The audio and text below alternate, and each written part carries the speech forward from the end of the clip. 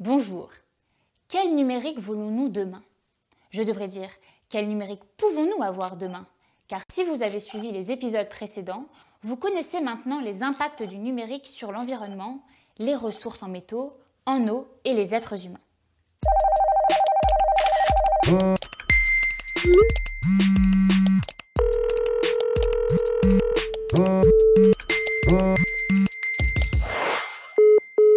Avant de voir ensemble dans cet épisode quelles peuvent être les solutions individuelles et collectives, penchons-nous sur les dernières évolutions du numérique. Car plus que dans tout autre secteur, le futur du numérique, c'est maintenant. Le numérique évolue très vite et il est intéressant de se pencher sur les nouveaux usages avant d'imaginer des solutions. Les faits marquants sont le déploiement de la 5G, le déploiement de la blockchain ou encore de l'intelligence artificielle, l'arrivée du métaverse et des nouveaux réseaux sociaux quasiment uniquement vidéo. La démocratisation du gaming, des objets connectés, du cloud, de la réalité augmentée, voire l'humain augmenté et bientôt les véhicules autonomes. Qu'ils soient utiles ou futiles, ces nouveaux usages vont s'accélérer et influencer les activités humaines et d'autres secteurs économiques. Et il faut bien l'avouer, c'est une évolution collective dont un individu a du mal à sortir seul. Sans citer de nom, quand vos amis sont sur un réseau social, la tentation est grande d'ouvrir un compte et de faire des vidéos pas toujours très utiles. Alors certains diront que l'on optimise de plus en plus l'énergie et les ressources, mais c'est oublier l'effet rebond. C'est vrai, le numérique fait des gains d'efficacité grâce aux innovations, mais ils sont compensés par une augmentation des usages et une adaptation des comportements. Pour illustrer cela, regardons l'évolution de la consommation électrique mondiale d'Internet. Comme on peut le constater, l'effet rebond est très largement supérieur au gain d'efficacité énergétique. Une optimisation induit souvent des effets pervers comme une augmentation d'usage. Par exemple, avec la 5G, le transfert de données se fait plus rapidement et donc on va avoir tendance à télécharger plus ou à regarder plus de choses en streaming. En conclusion, la technologie seule ne permettra pas de consommer moins de ressources. Il faut aussi que nous changions nos comportements.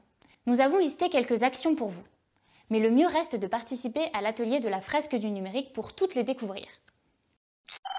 Protéger et prendre soin de notre matériel. Pour allonger la durée de vie des équipements, des gestes simples peuvent être réalisés comme utiliser une housse, une coque, éviter les températures extrêmes. Cela va permettre de faire durer votre smartphone au moins 6 ans et votre ordinateur 12 ans, soit 3 fois plus que les moyennes actuelles. Acheter d'occasion ou reconditionner. En achetant d'occasion, on allonge la durée de vie des équipements et donc on limite les déchets et la fabrication d'autres équipements. Le matériel d'occasion peut être reconditionné par un professionnel et revendu avec une garantie. Redonner vie à notre matériel inutilisé. Nos équipements fonctionnels inutilisés seront toujours plus utiles dans d'autres mains que dans un placard. Alors, donnons-les! Et pour le matériel non réutilisable, hors service ou obsolète, n'oublions pas de les recycler dans des centres de collecte. Limiter notre quantité d'équipement. Il faut se demander si on a besoin d'un nouvel équipement et éviter le suréquipement. Puis, il faut se renseigner sur la robustesse et l'indice de réparabilité pour acheter du matériel le plus durable possible. Sensibiliser autour de nous.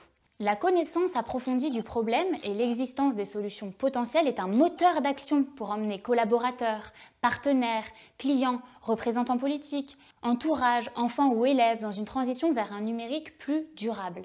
Voilà pourquoi nous avons intérêt à échanger et sensibiliser. Certaines actions sont faciles à mettre en œuvre, nous concernent directement. D'autres sont plus compliquées, car collectives, ou alors parce qu'elles touchent à nos habitudes. L'essentiel est d'enclencher au plus vite les leviers d'action car le numérique nous est utile, indispensable parfois, mais pas n'importe quel numérique et pas à n'importe quel prix humain et environnemental. J'espère que cette série vous a donné une vue d'ensemble sur la réalité du numérique et des outils concrets pour l'appréhender. Si vous deviez retenir une seule chose, prolongez la durée de vie de vos appareils. Bon numérique à tous!